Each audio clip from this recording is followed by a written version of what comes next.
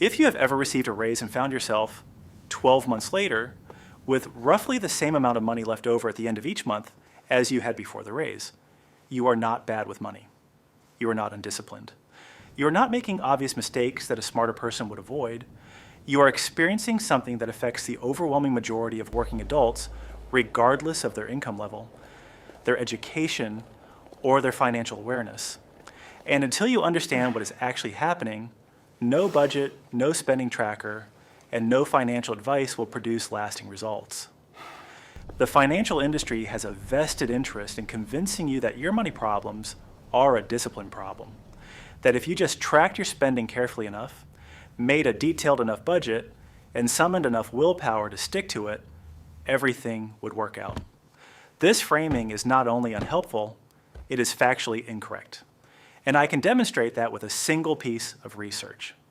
In 2019, a study tracking 5,000 Americans across a wide range of income levels found something that contradicted almost everything the personal finance industry teaches.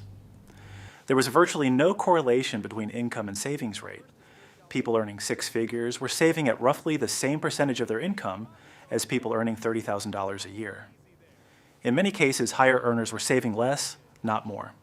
The gap between income and savings behavior was statistically negligible once you controlled for other factors. The conclusion was not that wealthy people are irresponsible. The conclusion was that something other than income and something other than discipline is the primary driver of whether people build wealth. Something psychological, something structural. Something that operates the same way on a $30,000 salary as it does on a $300,000 salary. Here is what is actually happening inside your brain every time you make a financial decision, and why understanding it changes everything. The first force working against your financial well-being is called present bias. It is one of the most well-documented phenomena in behavioral economics, and it operates on every human brain without exception. Present bias is your brain's tendency to place dramatically higher value on things available to you right now compared to things available to you in the future, even when the future reward is objectively larger. Researchers have demonstrated this with a simple experiment. When offered a choice between $10 today and $11 tomorrow, most people choose the $10 today. The extra dollar does not feel worth the wait. But when offered a choice between $10 in 30 days and $11 in 31 days, most people will wait the extra day for the higher amount. The time gap is identical in both scenarios, exactly 1 day. But the presence of immediacy in the first scenario changes the decision entirely. Your brain does not process future rewards and present rewards using the same system. Neuroscientists who have studied this using brain imaging technology have found something remarkable and slightly disturbing. When people think about their future selves, the areas of the brain that activate are the same areas that activate when thinking about a stranger. Not yourself in the future, a stranger. Your brain is neurologically treating your future financial security as though it belongs to someone else entirely, someone you have limited emotional connection to and limited motivation to sacrifice for. This is why financial commitments made in the abstract, like deciding you will save more starting next month, almost universally fail when tested against a real spending opportunity in the present moment. The commitment was made by your rational brain. The spending decision is being made by your emotional brain, which processes faster, hits harder, and wins the vast majority of these internal contests. The second force operating on your finances is called lifestyle inflation, and it is so pervasive and so automatic that most people never even notice it happening to them.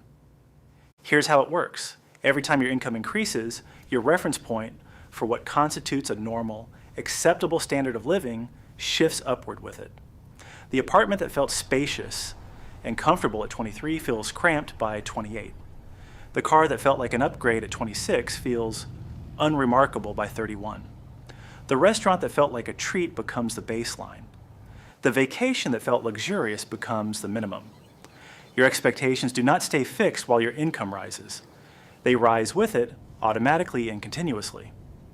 Research on this pattern has produced a finding that should be alarming to anyone trying to build long-term wealth. For every additional dollar of income the average American earns, they increase their spending by approximately 90 cents. 90 cents out of every new dollar disappears into an expanded lifestyle almost immediately. The savings rate, the gap between income and spending, barely moves despite the income growth. This means that doubling your salary without deliberately intervening in this pattern will not double your savings. It will barely move them. The third force is the most recent in evolutionary terms and the most difficult to defend against. It is social comparison, and it has been amplified by social media to a degree that is genuinely unprecedented in human history. For the vast majority of human evolution, social comparison operated within a small group. You compared your situation to the 50 or 100 people you actually knew personally. Your neighbors, your family members, your coworkers. This was manageable. The range of lifestyles visible to you was limited, and the comparison, while still psychologically powerful, was at least grounded in reality. Social media has shattered that boundary entirely. The average person now has continuous, algorithmically curated exposure to thousands of people, none of whom were selected randomly. The algorithm selects for engagement, and engagement is driven by aspiration, envy, and desire. You're not seeing a representative sample of how people live. You're seeing a highlight reel of the most aspirational content that exists, delivered continuously, optimized specifically to make you feel that your current situation is inadequate. Your brain registers this comparison as a genuine social threat.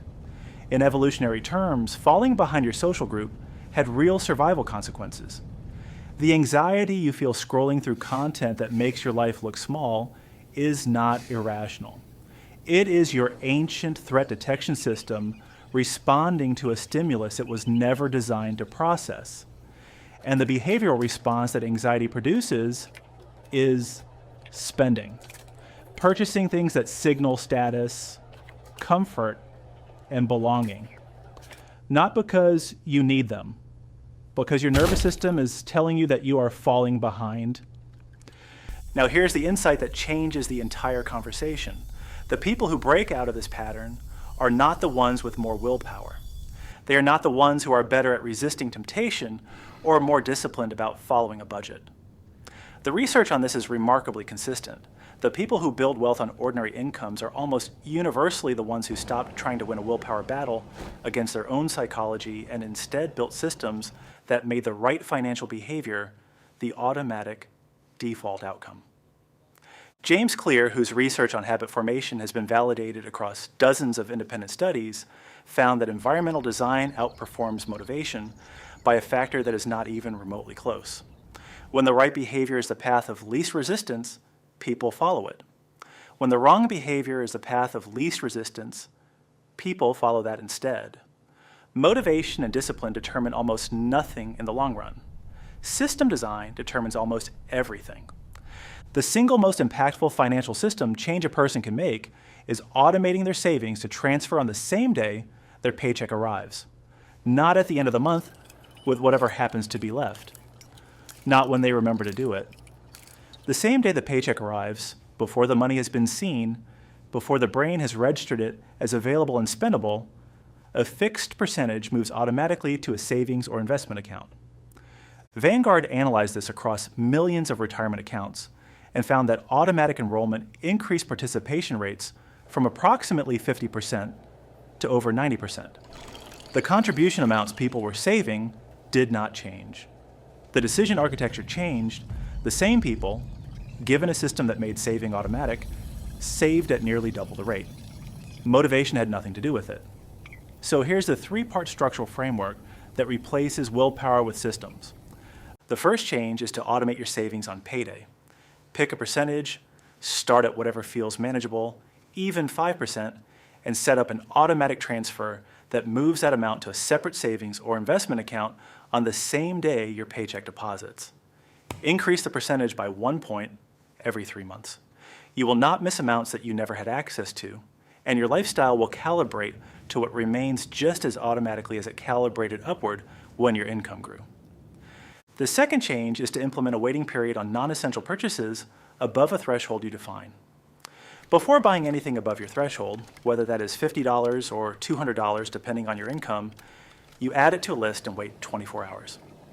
Research consistently shows that a significant percentage of impulse purchases, Some studies suggest as many as half are simply not completed when a waiting period is introduced. The urgency that felt real in the moment turns out to have been manufactured entirely by your brain, not by any genuine need. The third change is a quarterly spending audit rather than a monthly budget.